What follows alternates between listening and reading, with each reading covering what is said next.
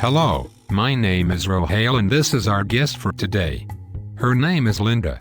How are you, Miss Linda? Thank you for asking, G. I'm fine, and thank you for inviting me to your wonderful show. By the way, how are you? I am fine, so let's begin the show.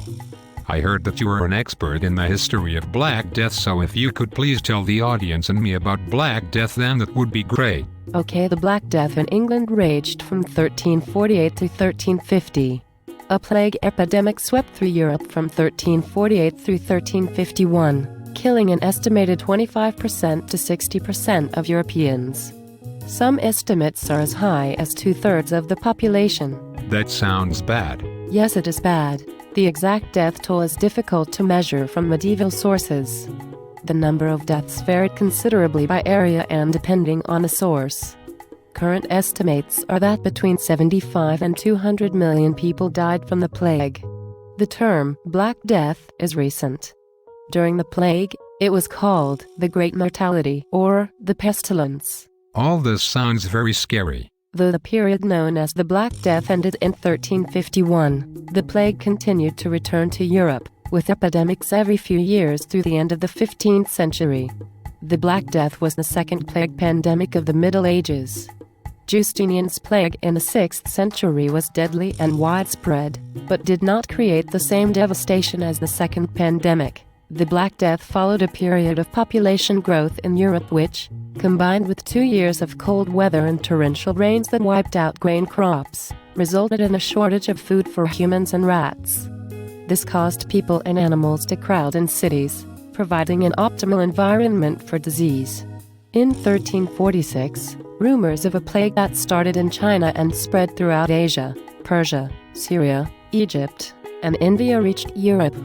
All of India was rumored to have been depopulated. Interesting. During a siege of the Genoese city of Kaffa by the Tatars in 1347, the inhabitants were reportedly infected with the plague when the Tatars threw the bodies of plague victims into the city. In November 1347, a fleet of Genoese trading ships landed in Messina, Sicily after trading along the coast from the Black Sea to Italy. The ships carried dead and dying sailors, many of whom had strange black growths on their necks, in their armpits, or in their groins. Many coughed blood. Those who were alive died within days.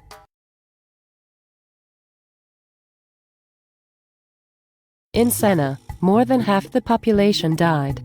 Work stopped on the city's great cathedral, planned to be the biggest in the world, and was never resumed. The truncated transept still stands as a reminder of the death that halted construction. In May 1349, the plague reached Bergen, Norway, on a ship carrying wool from England. Within days of arriving in Bergen, the crew and passengers of the ship had all died. Are there any kind of symptoms in the Black Death? Yes, there are. Could you please tell us the symptoms? Okay, the symptoms were terrible and swift. One symptom was the painful swellings of the lymph nodes. These swellings, or buboes, would appear in the armpits, legs, neck, or groin. A bubo was at first a red color. The bubo then turned a dark purple color, or black. Other symptoms of the Black Death included a very high fever, delirium. The victim begins to vomit, muscular pains, bleeding in the lungs, mental disorientation. Was there any treatment for the Black Death? Yes. Black Death was treated by lancing the buboes and applying a warm poultice of butter, onion, and garlic. Various other remedies were tried including arsenic, lily root, and even dried toad. Well, okay, that sounded bad, but it's time to go now. Thank you for coming to my show and talking about the Black Death. You're welcome, and thank you for inviting me to your wonderful show. Being here. Bye everybody. Bye.